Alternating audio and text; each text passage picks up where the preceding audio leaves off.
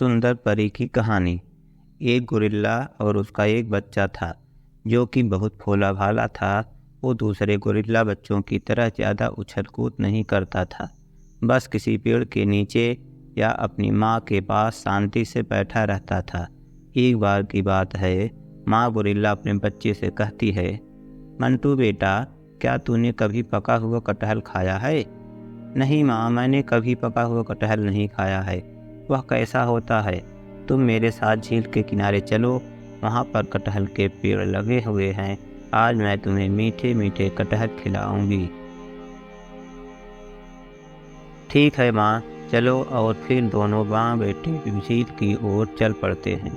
झील पर पहुंचकर माँ गोरिल्ला मंटू को पेड़ पर लटके हुए पके कटहल दिखाई और एक कटहल तोड़कर मंटू को खिलाती है।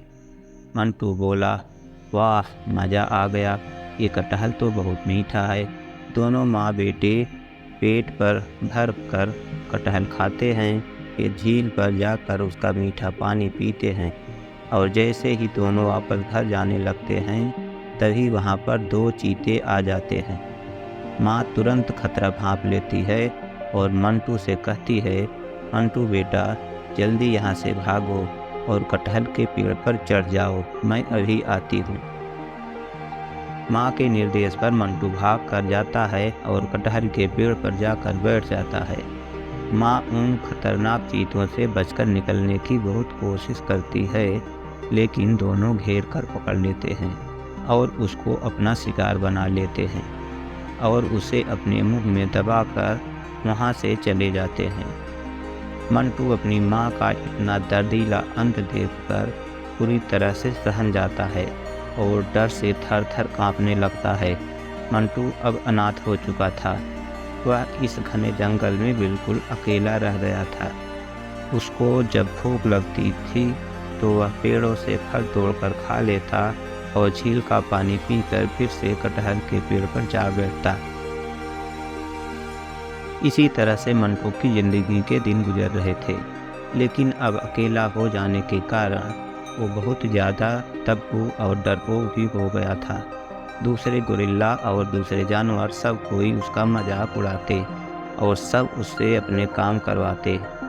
गधा मंटू से कहता, ओ मंटू, मेरे सर की मालिश कर, नहीं तो दो लत्ती में तेरा जबड़ा तोड़ दूंगा। और बेचारा मंटू गधे की धमकी से डरकर उसकी पीठ पर बैठ जाता और उसके सर की मालिश करता।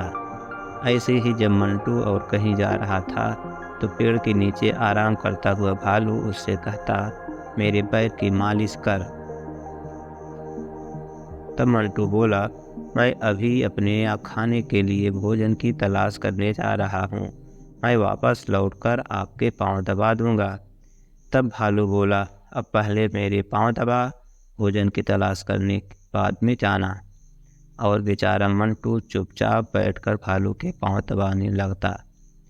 बंदर मंटू का खाना ज़बरदस्ती छीन लेते और मंटू को पीट कर भगा देते और वो बेचारा अपने दुर्भाग्य को कोसता हुआ अपने ठिकाने पर चला जाता।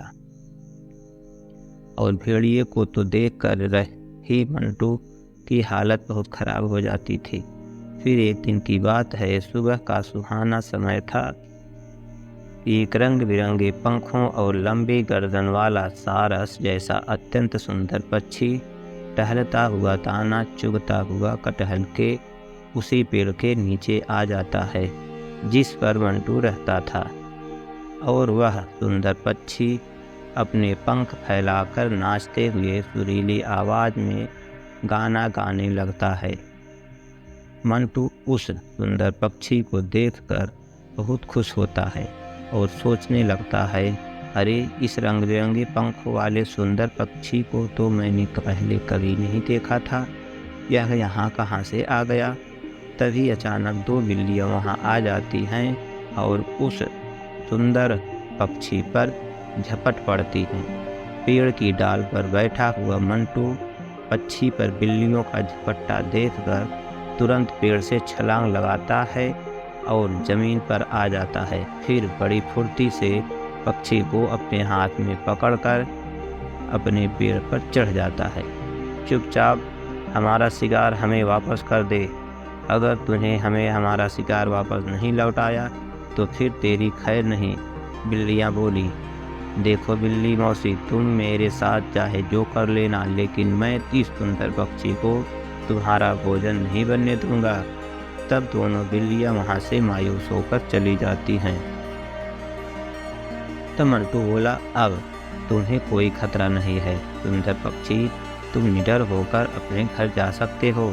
तभी एक चमत्कार होता है, सुंदर पक्षी एक सुंदर परी में बदल जाती है और मंटू से कहती है, मंटू तुम बहुत दयालु गोरिल्ला हो, तुमने मेरी जान बचाई है, मैं तुमसे बहुत खुश हूँ, लेकिन तुम हो कौन? अब से पहले तो मैंने तुम्हें इस जंगल में कभी नहीं देखा। मंटू बोला, मैं एक परी हूँ, पक्षी का रूप बदलकर मैं यहाँ विचरने चली आई थी और मैं तुम्हारे बारे में भी सब कुछ जानती हूँ। जंगल के जानवर तुम्हें कैसे कैसे सताते हैं।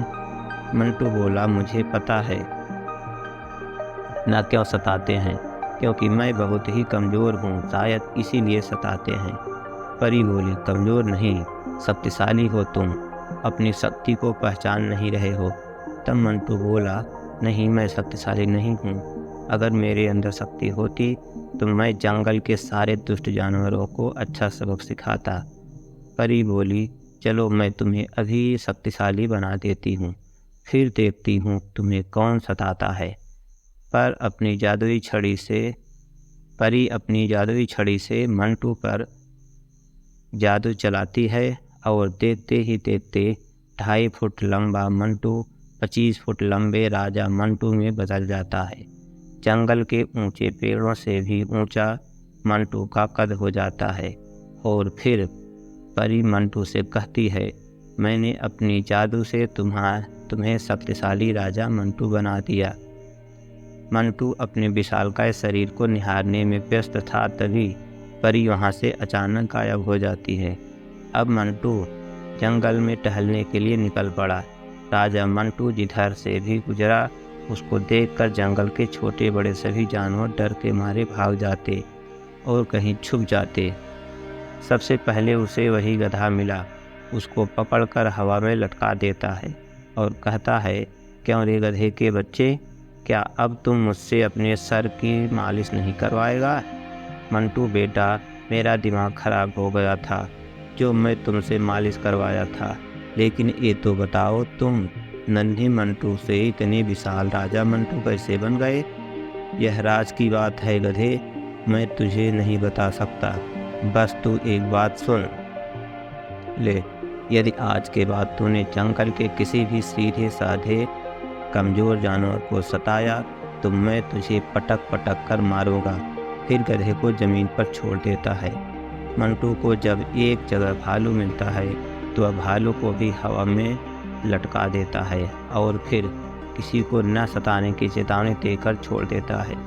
राजा मंटू बन जाने की खबर पूरे जंगल में आग की तरह फैल जाती है। एक लोमड़ी भागती हुई दोनों चीते भाइयों के पास आती है और चीतों को बताती है, अरे भैया चीतों, हमारे जंगल पर बहुत बड़ी आफत आ गई है, भागो यहाँ से। एक चीता बोला, क्या मुसीबत आई है? हमारे जंगल पर हम दोनों के रहते हुए यहाँ कोई मुसीबत नहीं आ सकती, समझी तू? नहीं, कहीं से जंगल में एक बहुत बड़ा सा गोरिल्ला आया है। जब वह जंगल में घुसता है उस जानवरों को उठा उठा कर पटक रहा है।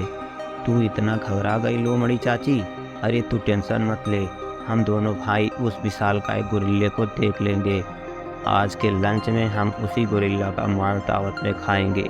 चलो भैया चलते हैं वहाँ से दोनों चल पड़ते हैं और उसी जगह पर पहुँच जाते हैं जहाँ कुछ जानवर डर के मारे छुपे बैठे थे। चीता उनसे पूछता है, गोरिल्ला से डर कर यहाँ छुपे बैठे हो? तब सभी जानवर एक साथ बोल उठे, हाँ मंटू, अब राजा मंटू बन गया है और बहुत ही बड़ा हो गया है। तब चीता बोला, तो सब लोग डर कर जंगल छोड़कर भाग जाओगे? चलो चलकर देखते हैं। तभी गोरिल्ले के बड़े से हाथ वहाँ आ जाते हैं और दोनों चीज़ों को दोनों चीतों को पकड़कर ऊपर उठा लेते हैं। चीते देखते हैं वह दोनों मंटू राजा के हाथों में हैं। मंटू राजा गुस्से में चीतों से कहता है, तुम दोनों तो बड़ी दुष्ट चीते हो ना, जिन्होंने मेरी माँ को मार डाला था। तुम दोनों बहुत अत्याचारी हो, मासूम जानवरों को मारकर खा जाते हो। आज मैं तुम दोनों को मारकर अपनी माँ की मृत्यु का बदला लूँगा। और फिर मंटू राजा दोनों चीतों को एक चट्टान पर जोर से पटक देता है। चीते तुरंत ही चीखते चिल्लाते मर जाते हैं। तब मंटू राजा सबसे पहले उन जानवरों से कहता है कि तुम लोगों को मुझसे डरने की ज़रूरत नहीं है। मैं बिना कारण किसी से कुछ नहीं कहूँगा, न किसी को कोई हानि मुझसे होगी। तुम लोग भी किसी मासूम जानवर को मत सताना। अगर तुमने मेरा कहा नहीं माना तो मैं तुम्हें भी सजा दूँगा। तब से जंगल के सभी जानवर हंसी खुशी मिलजुल कर रहने लगते हैं और सब खुश थे, और उन चीतों को बुरे काम का बुरा नतीजा मिल गया। तो दोस्तों, इस कहानी से आपको क्या शिक्षा मिली, हमें कमेंट में ज़रूर बताना। और अगली कैसी कहानी चाहिए हमें ज़रूर बताना। हम वैसे ही कहानी आपके लिए लेकर ज़रूर आएंगे। Thanks for watching.